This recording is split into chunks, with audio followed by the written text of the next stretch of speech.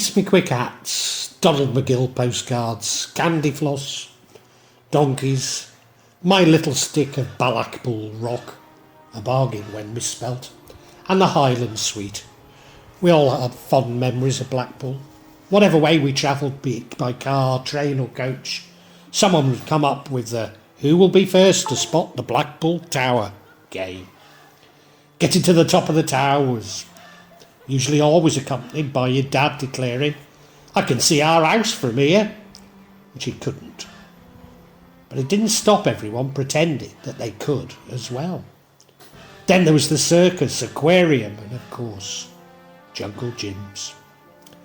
And nothing could take your breath away like stepping into the Victorian splendour of the Tower Ballroom and the watching the dancers glide across the floor to the sound of Reginald Dixon on the Wurlitzer organ.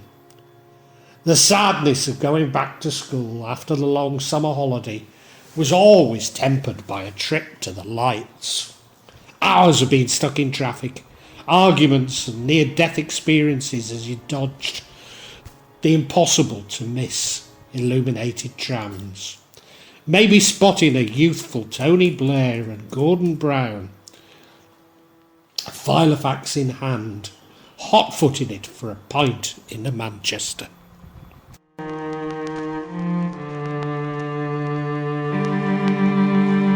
The Pleasure Beach was founded in 1896 by Alderman William George Bean. He opened two separate amusement parks, in Great Yarmouth and another in Blackpool, opposite the tram terminus. The Great Yarmouth amusement park failed to generate much interest, and so Bean moved to Blackpool full-time towards the end of the century. The original Pleasure Beach was built on sand dunes along the promenade and consisted of a few roundabouts, a bicycle railway and several gypsy stalls. Bean and his later partner, Outhwaite, decided to grow the business after visiting Coney Island. Using a small static fairground in London Earl's Court for inspiration, Bean added more rides and sideshows to the Pleasure Beach. After many years as managing director of the Pleasure Beach, Leonard Thompson died in 1976, having run the business for 47 years. Following Thompson's death, Doris Thompson, his wife, was appointed chairman of the business. Their only son, Geoffrey Thompson, inherited his father's role and became the new managing director. Now his children, Amanda and Nicholas, are managing directors. Sir Hiram Maxine's flying machine is the oldest ride in the park, built in 1904. The ride itself isn't haunted, but rather the shop Maxine's underneath it. Items frequently move by themselves, and a ghost of a young girl, Emily Reboned, is said to haunt the shop. Staff members have reported uneasy feelings in the shop, and one member of staff had a fiberglass figurine thrown at her. A child's cry is said to be heard in the storeroom, and various items have been removed from their places.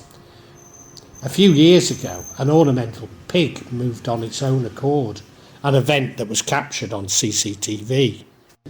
In 1910, the River Caves was rebuilt of the River Caves ride of London's Earl's Court exhibition of 1909 and remains pretty much intact to this day. Back when the ride opened, there were playground rumours going around amongst local teens who believed the ride was haunted by the ghosts of a restless phantom woman with blood on her face and fingernails that would wail into the tunnels, and the ghost of a hanging man that could be seen amongst the scenery. Since then, the legend has died down and people still believe the ride to be haunted. After all, it is one of the oldest rides in the park. The Pleasure Beach's famous ice arena is known for its dazzling ice shows, whom I seem to remember Amanda once starred in. But something is constantly sending shivers down the spines of people who dare to stay after dark. Reports of ghostly figures roaming through the dressing rooms backstage have terrified the professional ice skaters for years. And whilst the ice rink itself is home to anonymous presence, according to reports, lights and equipment move of their own accord, and doors have been wide open when they were closed with padlocks Staff working at night, walking across the tractor bay, have felt really cold, chilled to the bone, and an awful presence. One worker refused to enter certain rooms on her own, and another reported being pushed onto the ice. The most famous ghost story at the Pleasure Beach is, perhaps unsurprisingly, the ghost train ride. The ride dates back over 80 years and is apparently haunted by the ghost of a restless ride worker who died over 20 years ago. The man is given the name Cloggy or Clogger over his unusual desire to wear clogs, and is still reported to reside there today, causing havoc with the electrical appliances and terrifying ride workers. The spirit of Cloggy is also held responsible for the many technical oddities associated with the ride. A few years ago, a worker on the ride was called to fix something. He was walking towards the ride late at night after the park had closed to the public, and the eyes of a giant skull which dominated the exterior suddenly flashed green. The worker was startled by this and immediately checked the power on the ride, which was turned off. The eyes could not have lit unless the power was on, and there was no one, not a single soul, on or near the ride that could have done so. Guests on the ride have previously reported being hit or struck by something in the tunnels, despite none of the backstage machinery or animatronics being close enough to do so.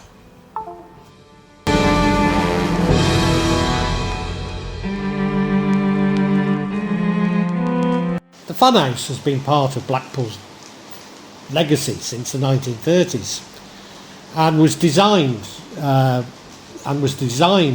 of the architect Joseph Emberton. Emberton aimed to completely revamp the appearance of Central Pier, where the Funhouse stood. His architectural elegance can largely be still seen today. The Funhouse attraction was the place to go for kids. Sadly, it burnt down in December 1991, but the epic slide, the spinning wheel, which catapulted kids off in all directions at alarming speed, the moving stairs and trying to outsmart the barrel are unforgettable. As I became older, the Funhouse was still the place to visit. For here one could buy the necessaries for a wide-awake night at the Highland Suite. It was said to be haunted by the ghost of a black hound that roamed the building late at night. I also remember being first introduced to Northern Soul, a Blackpool casino at the Pleasure Beach. I went to Blackpool with the youth club. I'd only been there for 15 minutes, by which time Andrew Kane had been threatened 3 times. Of course, one only has to be in the Manchester for 5 minutes to be threatened 3 times. But this was something of a shock to the youth club party. I seem to remember the casino nightclub was in what is the amusement arcade below the chip shop and White Tower restaurant, rather than the Paradise Function Room, which is more famous for hosting Cannon and Ball and Joe Longthorne. This is another of Joseph Emberton's stunning designs, dating to 1939, which, like Wigan, had never been used for gambling. Apparently, a ghost has been seen on the top deck of the casino building, looking out to the sea or waving at passers-by. I think it's now called Fresh Fish and Chips, but seem to remember it had another name like the Captain's Table or the something catch. But I do recall it being quite good.